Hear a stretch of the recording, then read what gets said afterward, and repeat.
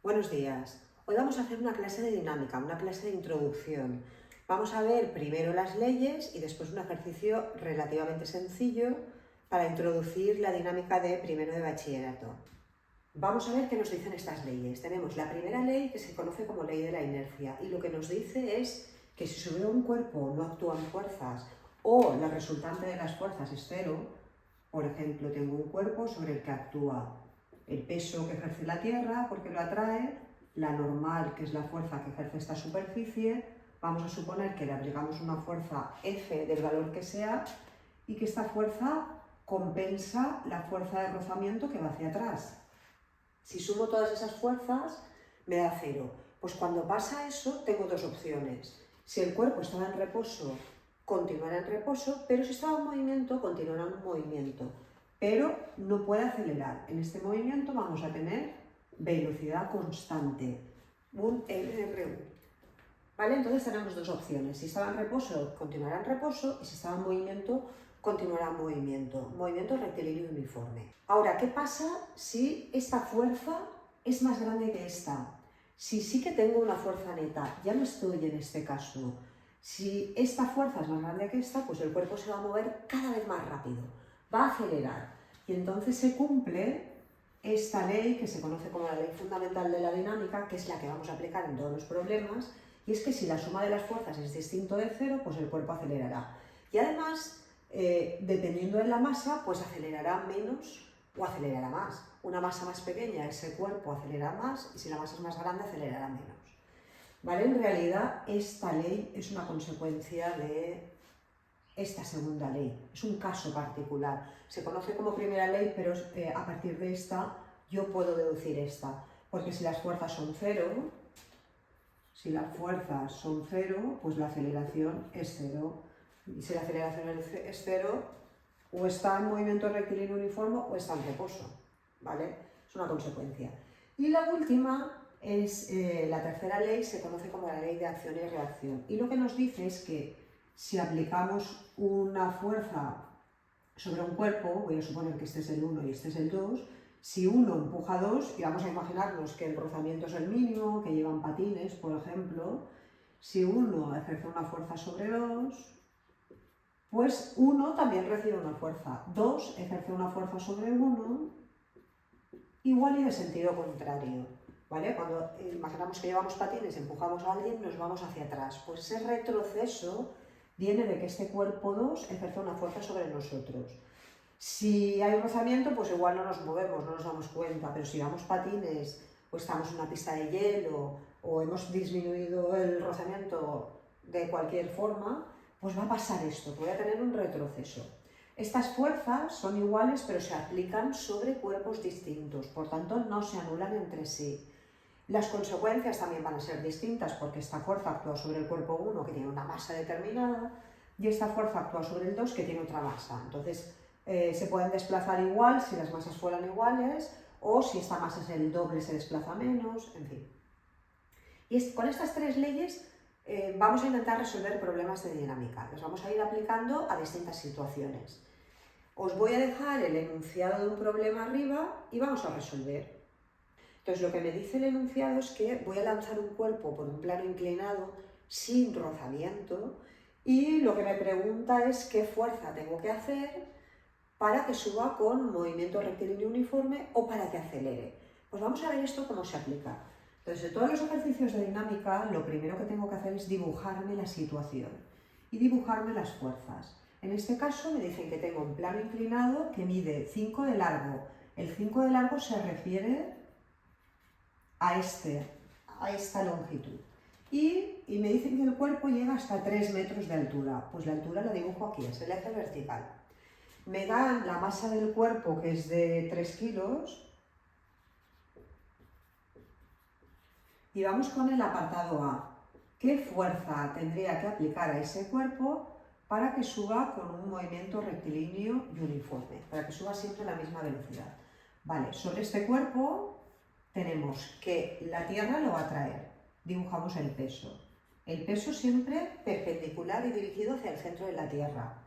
Por la ley de acción-reacción, este cuerpo también atrae a la Tierra, pero sobre la Tierra no tiene ningún efecto y tampoco nos interesa este sistema. Tenemos primero el peso. Las fuerzas hay que intentar dibujarlas grandes para no liarnos. Si lo hacemos muy chiquitín, después no se entiende nada.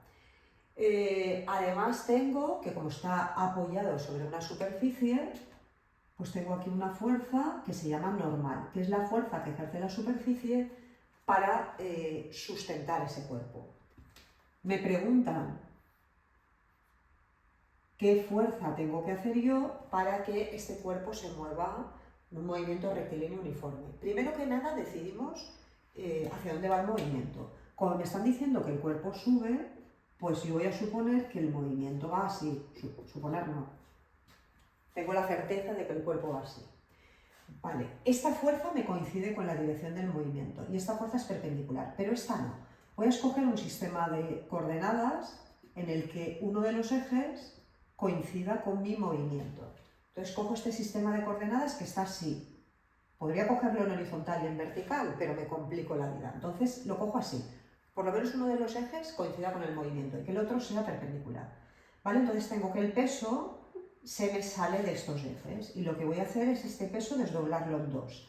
Tiene una componente I que voy a llamar PI, esto sería PI, y una componente X que yo la puedo dibujar aquí o la puedo dibujar aquí.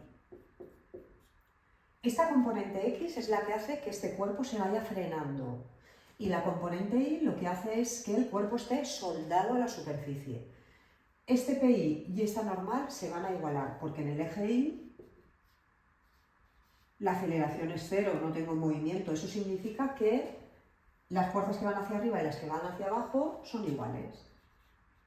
En este caso, como no tengo fuerza de rozamiento, pues esto no lo voy a utilizar, pero se está cumpliendo. Y después en el eje X, como además quiero que sea un movimiento rectilíneo uniforme, pues me va a pasar lo mismo, que la aceleración en el eje X también va a ser cero. Esta es la aceleración en el eje Y.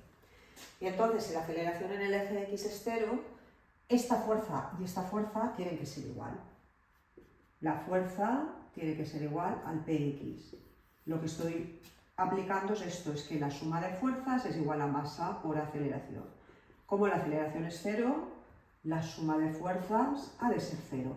Y para que la suma de fuerzas sea cero, la que va hacia arriba y la que va hacia abajo han de ser iguales. Y ahora solo me queda resolver. ¿Cómo se calcula Px? Pues ahora ya aplico trigonometría. El Px sería el P, esto es un triángulo en el que la hipotenusa es el peso, este es el cateto opuesto, esto es el ángulo de este plano inclinado. Y ese ángulo se repite aquí, porque estas rectas son perpendiculares entre sí. Esta es perpendicular a la de abajo y esta es perpendicular a esta. Entonces forman el mismo ángulo. Y el Px es el cateto opuesto a ese ángulo, por tanto el cateto opuesto es el seno. Pues el Px sería P por el seno de alfa. Ahora, ¿qué problema tengo? Que no me han dado el seno, no me han dado el ángulo, pero sí que me han dicho que estos son 5 y estos son 3. Y entonces, el seno de este ángulo, podría calcular el ángulo, o puedo hacer esto, es cateto opuesto, que es 3, partido por hipotenusa, que es 5. Y ya sé lo que vale el seno de alfa. ¿Vale? Pues ya puedo calcular el Px. El Px sería peso, que es masa por gravedad, 3 kilos por 9,8 por el seno de alfa, que hemos visto que es 3 quintos. Solo me queda resolver y esto me da 17,64 newtons. Y con esto tendría la primera parte del ejercicio. Vamos con la segunda parte. Y en la segunda parte lo que me dicen es que ahora quiero que acelere. Y además quiero que acelere con una aceleración de 2 metros segundo al cuadrado. Pues si quiero que acelere, estas fuerzas ya no se pueden igualar, no tienen que ser iguales. Esta fuerza tiene que ser mayor que esta. La fuerza tiene que ser mayor que Px.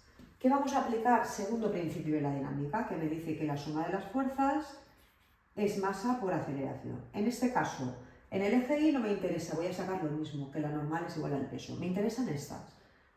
La fuerza esta la cojo positiva porque va igual que el movimiento y el Px negativo porque va contrario al movimiento, es el que hace que se frene.